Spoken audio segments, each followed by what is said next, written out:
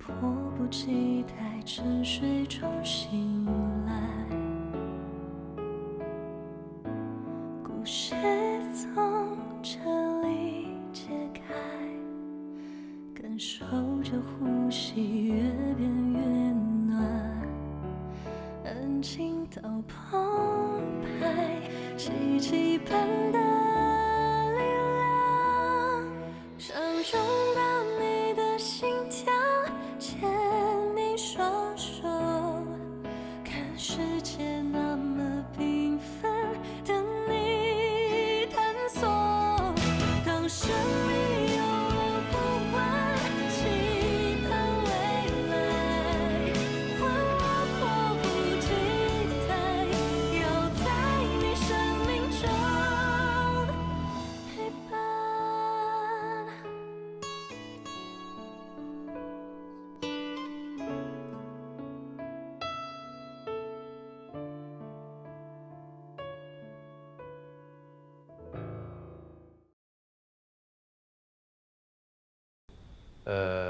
他还不是正式医生。念了这么多年的书，还不是正式医生啊？人家杜门蛋儿的女儿读了几年的护校，毕业工作好些年了。还是读护校划得来，上班早。这女孩子读书读多了也没什么用。哎呀，你看有几个读书少的最后发展的好的嘛？我们杜弟啊，以后要往上升职的，越升越高，越有前途。表妹妹是干啥的？还没结婚啊？你都快30了吧，还不结婚啊？哎，永福啊，你这个爸是干什么的呀？他们医院结婚都晚。再晚也不能晚过30呀，这会被人笑话的，人家会以为你有毛病呢。那也说不准，可能我40都不结呢。这不像话的话可不能说啊！奶奶，你知道啥？读书多的女孩子，年轻想拼事业，都不愿意结婚。表妹，你给她找一个配得上你的，咱不结啊。哎呦，这没出息东西！你说我就让你跟你姐说英语，你这哭什么呀？这孩子呀，这英语考试4次都不及格。你说你在以后长大不好好学，长大要喝西北风去你！别说他了，别说他了。哎呦呵，来，不哭了啊！奶奶给你点零花钱啊！不哭了啊！你看，奶奶给你零花钱，你去买好吃的啊，挑一个10元大条，好不好？谢谢奶奶。不客气，买好吃的。哎呦我的天！哎，会英语有啥用啊？会英语也进不了家谱，好？能进家谱的呀，马上就出来喽。老杜家这一支啊，总算是有后了。可不是嘛，我和我妈呀都盼了好多年了。表妹，我们家盖房子还差8万块钱，你看你，又不结婚又不买房，借哥试试呗。哎，大侄子，前2天我刚借给你2万嘛。哎呀，那不够呀，那个。还不够啊？啊？嗯。杜弟，帮你哥一把。好啊，我正好有8块钱，给你买个盒饭吃吧。你什么意思啊你啊？行了，这个杜弟今天刚回来，有什么事儿咱们大家回头再说，让他先歇一会儿，好吧？咱们现在大家要不先回去，天色不早了，回头让杜弟请大家吃饭，好不好？好吧。老太太，好，走了。看一下奶奶啊。好，您回吧。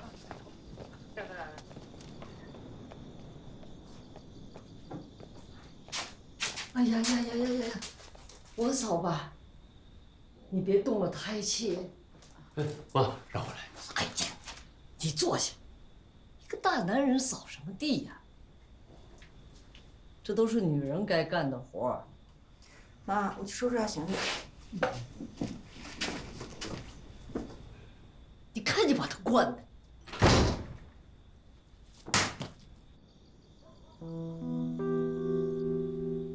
你到了吗？到了给我回个微信。到了没？不是说3、4个小时吗？现在都10个小时了。你是不是生气了？以为我没想好没有来？我现在在机场，要紧急回实验室一趟。那边突然说实验技术不能出口，项目有点麻烦。哎，你回我呀，师姐，我错了，我应该先去见你。师姐，师姐，师姐，你再不回我，我可哭了。我上飞机了，12个小时后再给你发微信。你是不是回家见到父母太忙了，还是出什么问题了？哎，你回我呀！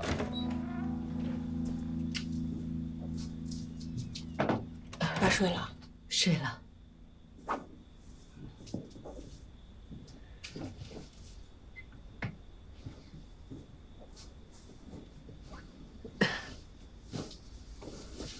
妈，你老实告诉我，你这么着急把我叫回来，为什么？妈就是想你了呗。说实话。先不说了，先睡，有事明天再说。好，那我现在就走。哎，别！哎呀，你这孩子这脾气，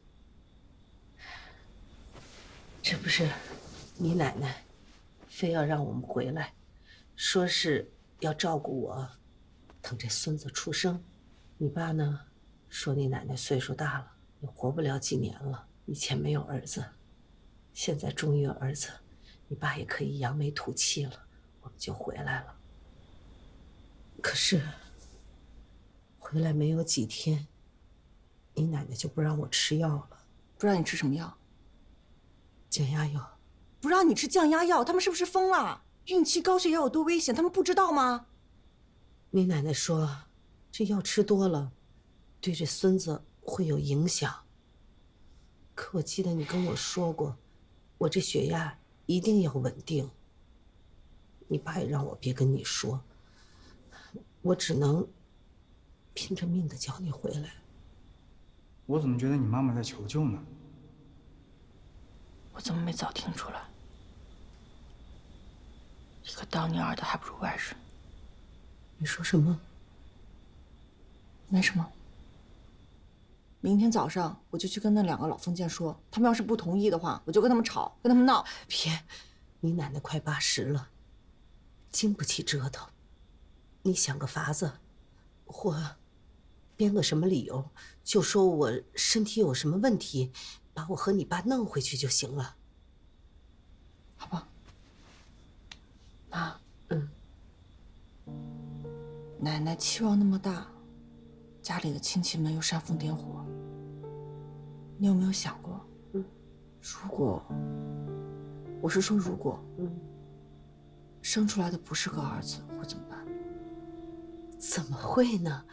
这 B 超不是做了，说是儿子吗？ B 超也不是100%准的，也会有失误几率的。那 B 超不准，不是你也看了吗？要不咱们再回去重新做一个？不用，应该不会做的。别想了，先睡吧。明天想办法，看看怎么能骗过你奶奶，把我弄回去。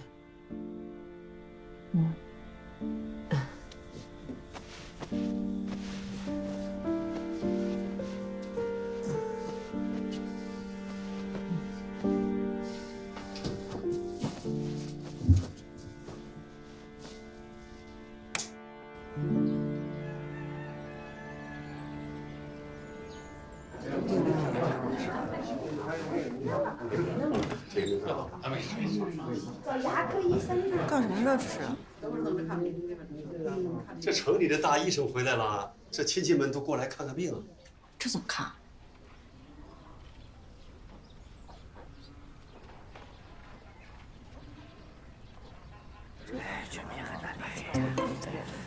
但是我去县城买东西，步行街有免费的体检，做完他们说我有乳腺增生，马上又发展成乳腺癌了，叫我去做手术要花8000多呢，我哪有那么多钱呀？你先别哭，首先呢，乳腺增生不一定会发展成乳腺癌，马上变成乳腺癌也是胡扯，是骗你的。你要是不放心的话呢，就去公立医院再做一个乳腺检查，听正经医生的话。这孩子3天拉一次屎，还拉得特臭。隔壁邻居的孩子和他一般大，人1天拉1次。没事儿，只要他一直保持3天拉1次的频率，那就没事儿。回去吧，好，多吃点蔬菜谢谢啊。大姐啊，您给我看看这一胎是男是女啊？表妹，我眼睛没有 B 超功能，回去吧。这颗牙就是拔不掉啊！我不会拔牙，您回去吧。不是他真的。我不是男科医生啊，您回去吧。你这样不行，我教你一句话，肯定能赶他们走。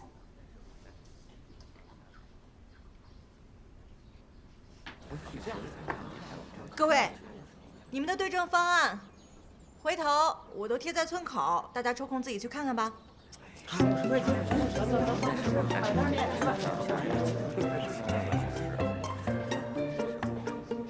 厉害，天才啊！我真是啊，斗争经验丰富。哎，妈，你怎么不吃饭？光叹什么气啊？你看人家开枝散叶一大片，你再看咱们家，人丁凋零啊，才4个人。这要是兴旺的大家族，哪还轮得上女人上桌啊？刚回来2天，我倒是故事听了不少。听说姑姑生了个儿子，就是昨天哭的那个吧？姑父在城里打工，认识了个女的，最近正在跟姑姑闹离婚呢。小时候总抢我玩具的那个2表哥，倒是老老实实的打工，不过一边打工一边玩游戏，到现在都还在问家里人要生活费呢。昨天大表哥问我借钱，你们之前借给他盖房子的钱，他又赌输了。快要进门的女朋友家里说房子盖不起来，他就不嫁过来。开枝散叶一大片，全是蛀虫、枯枝、烂叶。这样的男人除了生育之外，对社会、对人类一点正面的贡献都没有。奶奶，您要是喜欢这样的，就多过继几个过来。不过我就是怕你养老的钱最后保不住了。你怎么跟你奶奶说话的？你有用，你都读到博士了，最基本的礼貌不懂。你会说几句人话？我刚刚说哪句不是人话？你给我出来！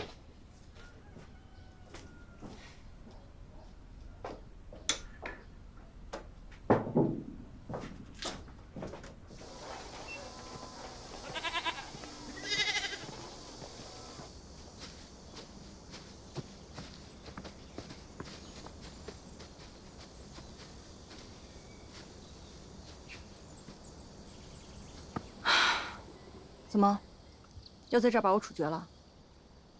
你看这块地，这是杜家村最好的一块地，当年是我们家的。现在不是了吗？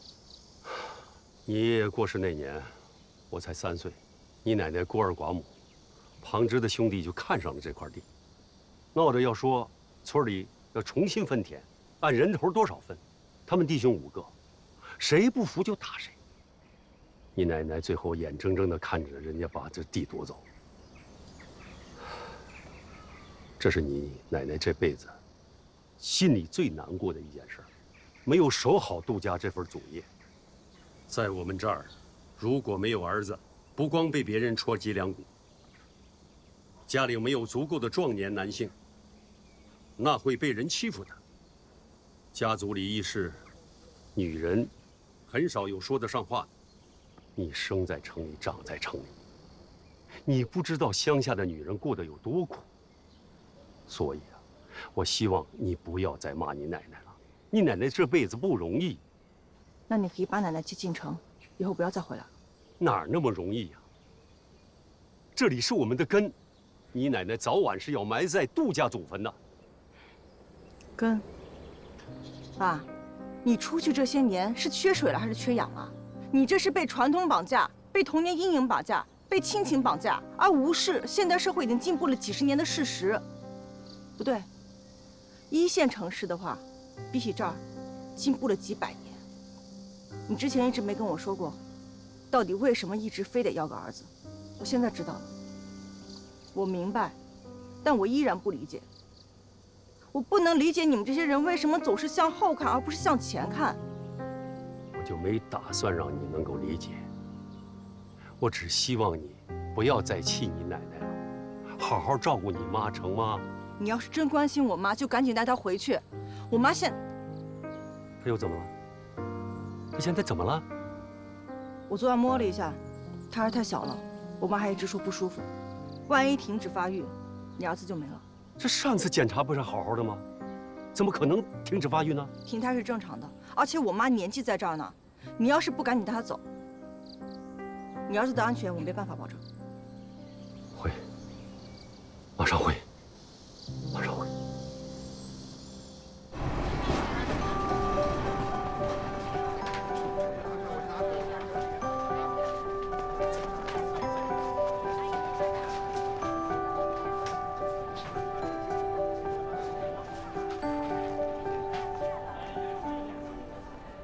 你看我干嘛呀？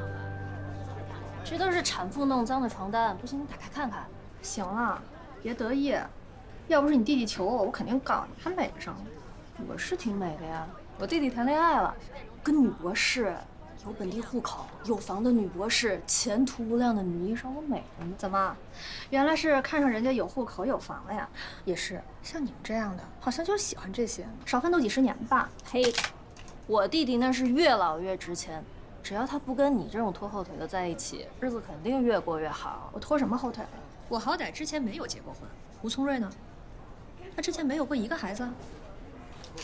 你说什么？不说了。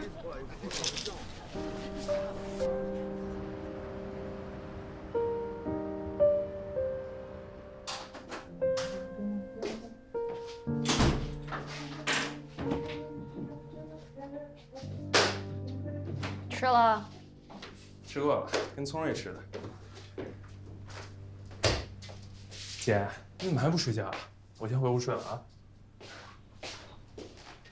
姐，你这是干什么啊？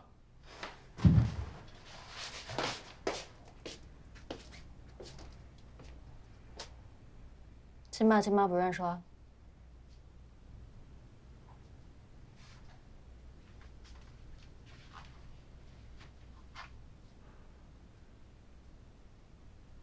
爸，妈，好久不见。儿子最近太忙了，等过一阵子，我一定回老家去看你们。还有脸回去看呢？你自己的事儿都没弄好。你现在跟我对着爸妈发誓。发什么誓啊？你要发誓，一定会娶一个没离过婚、没留过孩子的黄花大闺女。姐，你别闹了，我喜欢吴聪瑞很久了，而且我们两个都想多生几个孩子，我们在一起会很幸福的。幸福什么呀？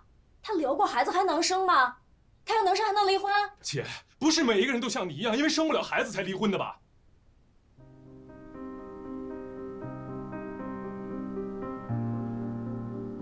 对不起，我不是故意的。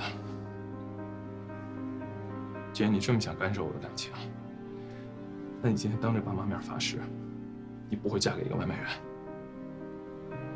我凭什么要发誓？我跟王大神方方面面都挺合适的，我为什么不能嫁给他？你觉得你说这些，爸妈听了会高兴吗？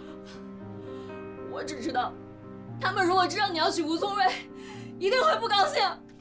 好了，我们两个谁也别说了，好吗？我们谁也劝不了谁。我今天也不能当着爸妈的遗像在这睡觉吧？我现在回医院去值班，你什么时候把遗像撤了，我什么时候回来。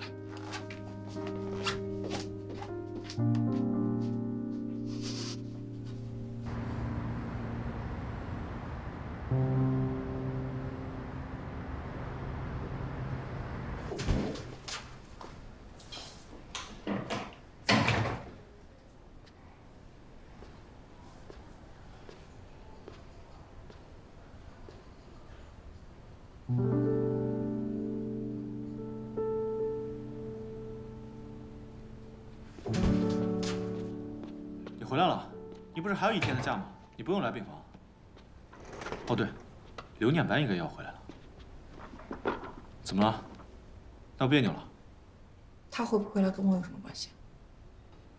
哎，正好，有个大事你千万不要错过。既然你回来了，全院20多个教授的超级大会诊，你赶紧跟我走。走啊！哦。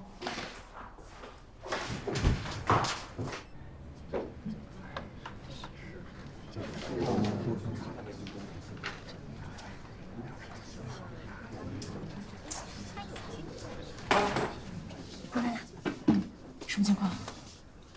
有个网红律师写心碎爱情那个叫高颖，你知道吗？知道啊，在微博上面说有先天性心脏病那个，怎么了？先天性心脏病合并肺主动脉高压，还怀孕，转到我们医院来了，有25周了。疯了吧？她去别的医院，别的医院都不收她，让她赶紧终止妊娠。现在转到我们医院来了，今天开的这个会就是要商量生还是不生。妊娠合并肺主动脉高压，死亡率40%到50%，怎么可能生？肯定不能生。可是他说了，孩子是上天给他最好的礼物，他肯定是要生下来这个孩子的。这你又怎么知道的？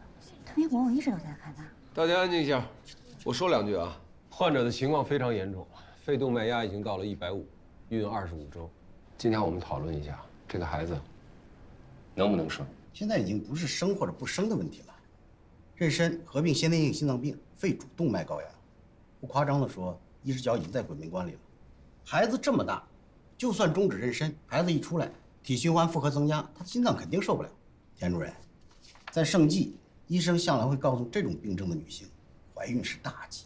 这样的患者在这种情况下来到盛季，是把我们都架在刀尖上。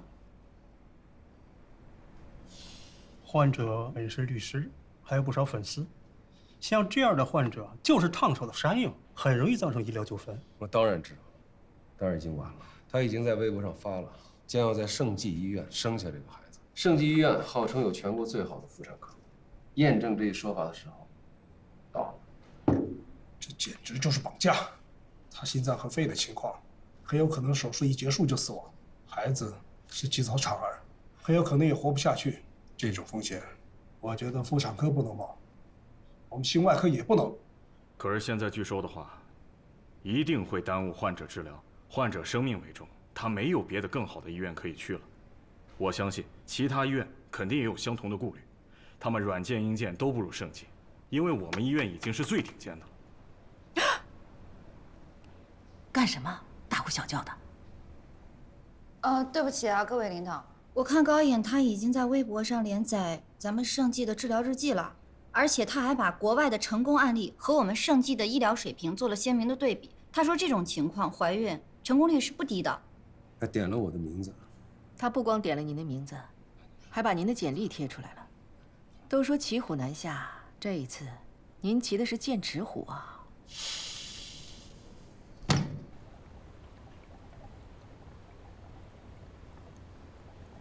你看，我看评论上很多人都说盛济的妇产科是最强的。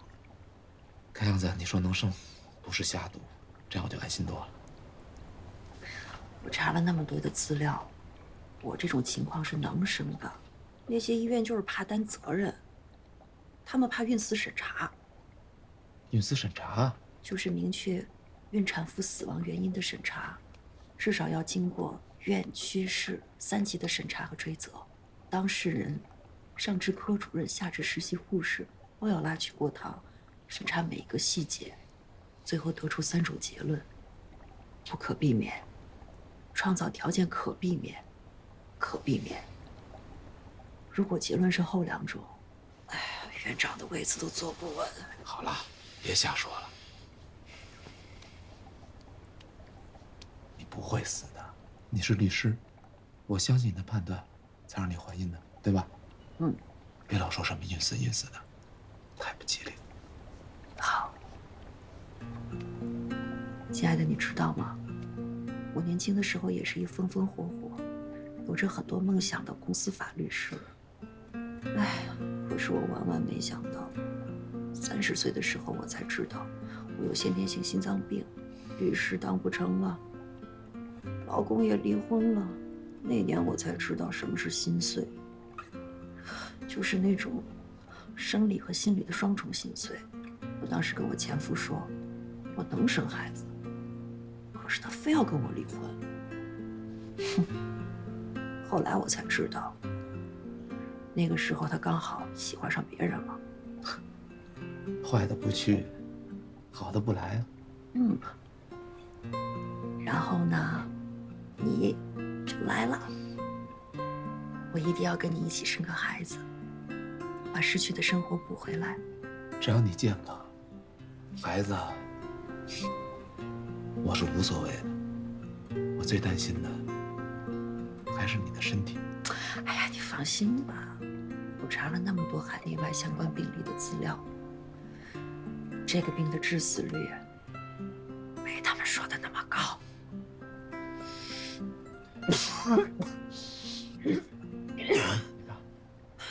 说累了吧？没事。好了，别说了，我休息啊。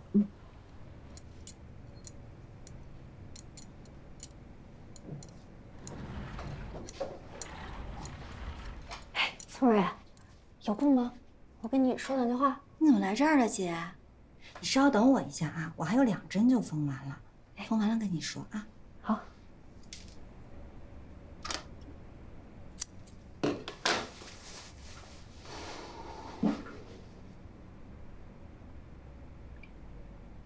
哎，你这缝完了还得拍照啊？俊霄让我每次缝完都发给他，看看我跟之前有没有什么长进。哦，你找我什么事儿啊，姐？咱俩坐下说吧。坐。这个你收下。这什么呀？分手费。谁跟谁的分手费？你跟俊霄啊，我请你跟他分手吧。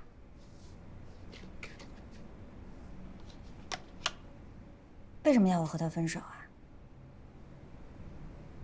你别怪我啊，我知道你是个好姑娘，我也喜欢你。但是你这离过婚，流过产，咱们家俊霄是头婚，要是跟你这2婚的在一起，别人知道了会笑话的。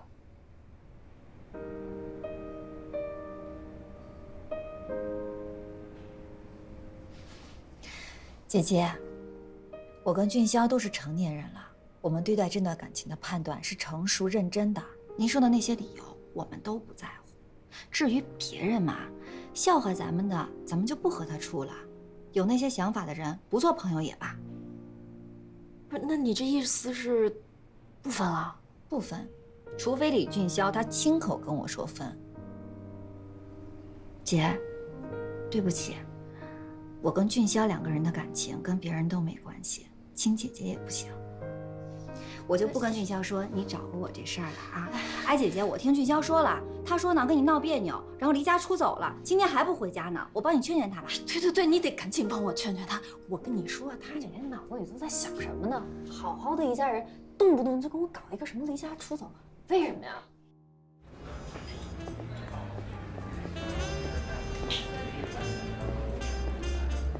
哟，好久没来了吧？刚从老家回来。刚从老家回来就来喝酒，是高兴的事太多了，还是不高兴的事太多了？是你太吵了。炒的冰茶。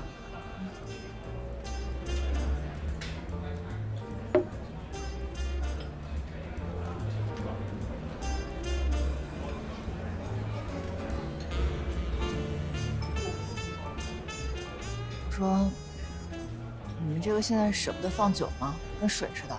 哟，陆地今儿嫌口味大，行，我给你调杯重口的啊。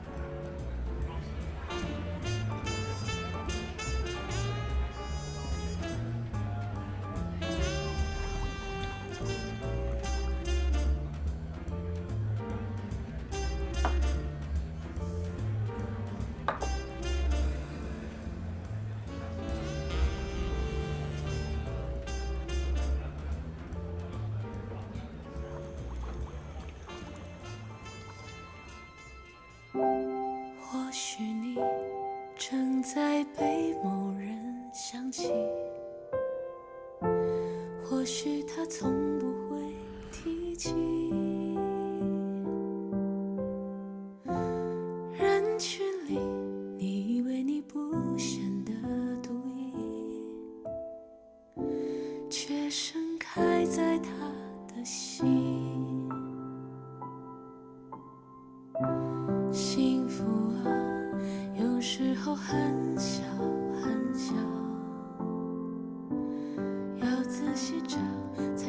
喜欢你，喜欢你，真的喜欢你。你不知道，在一座远方的孤岛，你正在温暖他心跳。或许是细雨温柔的落下，或许是星空目送你回家。你的喜悲不回你微信，你就不能再找我啊？你要是不回来的话，你就别回来了，你就给我永远留在国外，留在国外，留在国外。我回来了。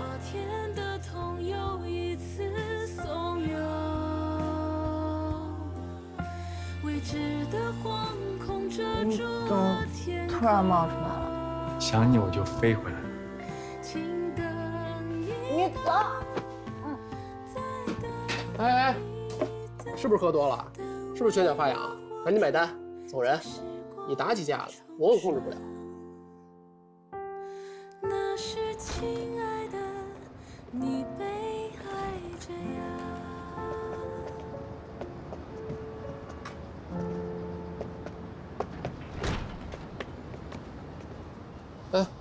这是你家对吧？对。我可真是中国好巴生啊，连你家轿车地址都存了。5分钟，我陪你等车。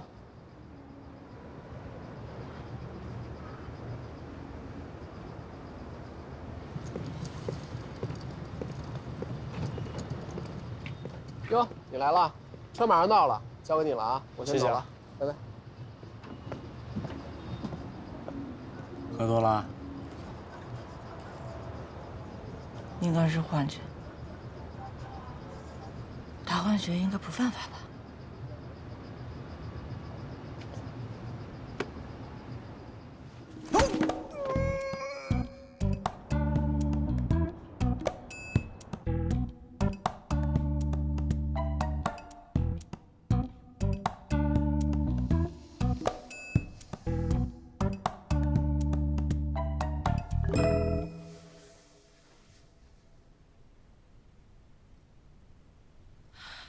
我昨天晚上干什么了？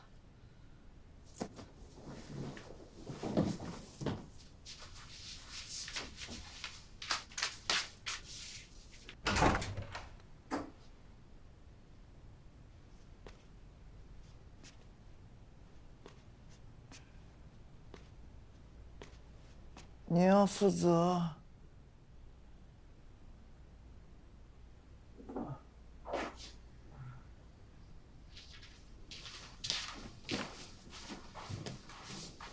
怎么啦？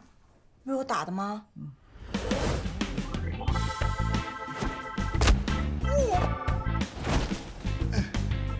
是幻觉？是不是幻觉？刘念白，你知不知道我真的特别想你？知不知道？知不知道？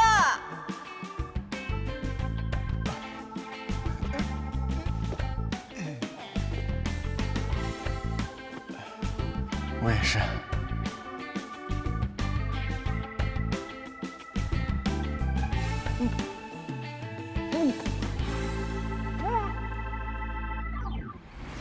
对不起，我昨晚喝多了。走，我们去医院。太严重了，起不来。来。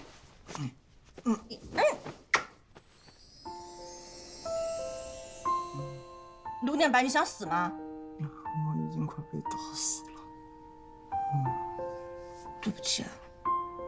疼。那我给你抹药。不要药，要亲亲。别闹。要亲亲。嘴巴疼，亲嘴巴。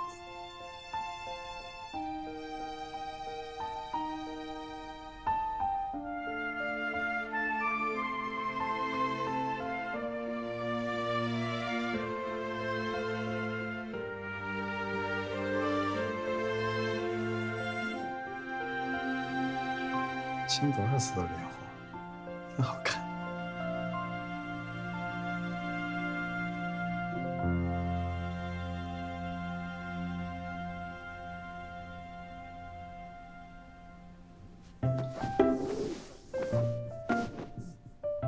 刘念白，你给我起来！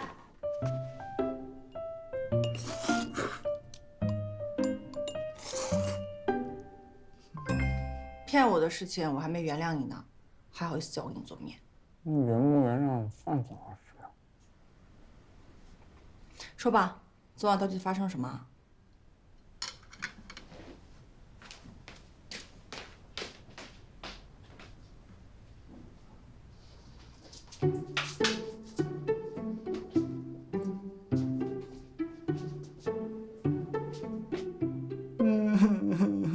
被你报答的就是我。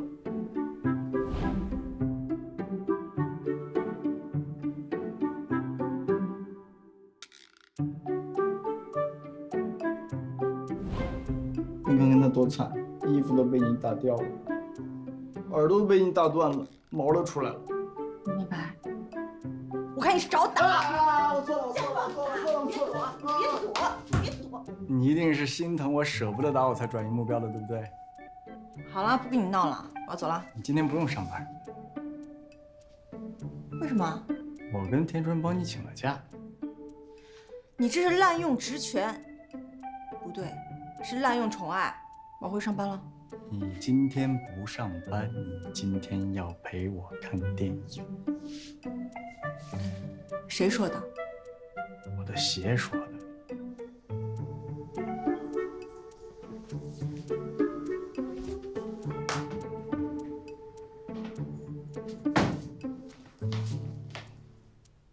我又把你的鞋给缝了。而且这2双更贵。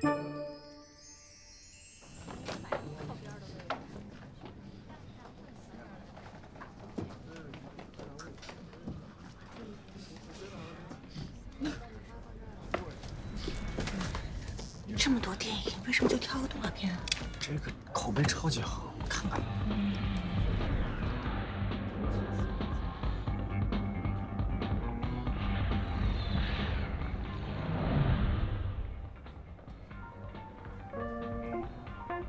猴子，今天审完现场，现任会交给你一个小冰箱，你确认里面的东西。你看电影怎么看那么认真？我和头的按照指令。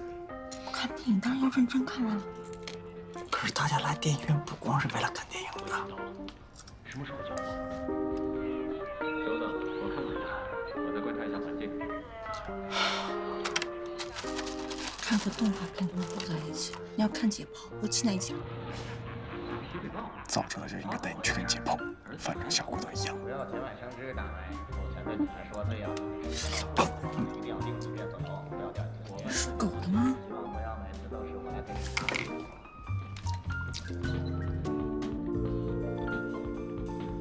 猴子，7点钟方向。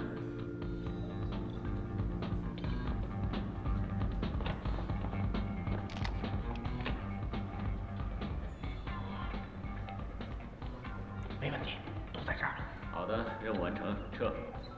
是不是因为我长太好看了，没人敢追呀？有何感想啊？这次回老家，跟我爸聊了一下，聊得怎么样？不怎么样。虽然我终于知道了他到底为什么非得要一个儿子，但是那个理由真的让人无法理解。你看人家电影里面的爸爸，虽然他有自己的大义和传统，但他骨子里面是爱自己的孩子的。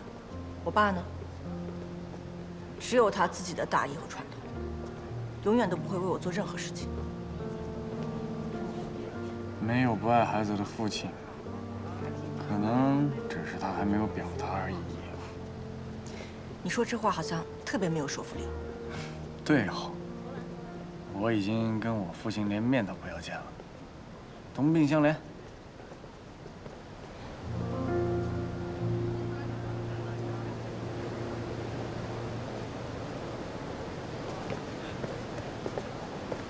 我真的没骗你，之前上大学的时候，我就在这个商场，在这儿做过义工。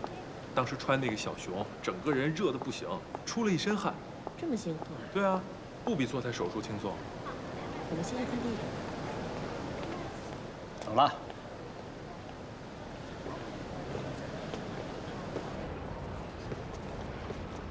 我想很认真的问你一个问题，很认真，很认真，很认真。什么问题啊？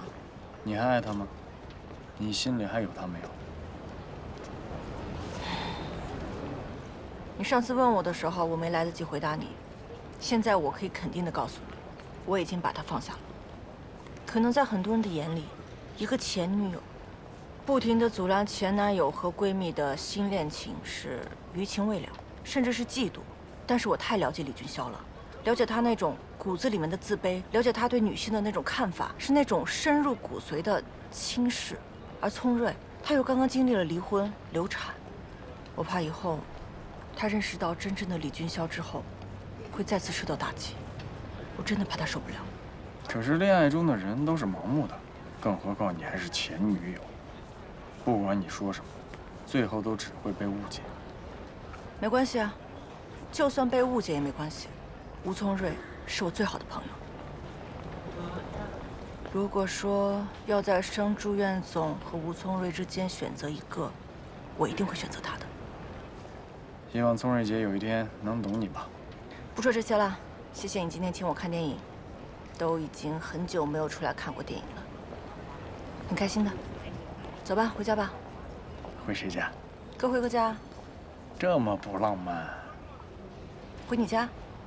真的？你应该还有很多双限量版的运动鞋吧？我送你回家。亲一下行不行？不行。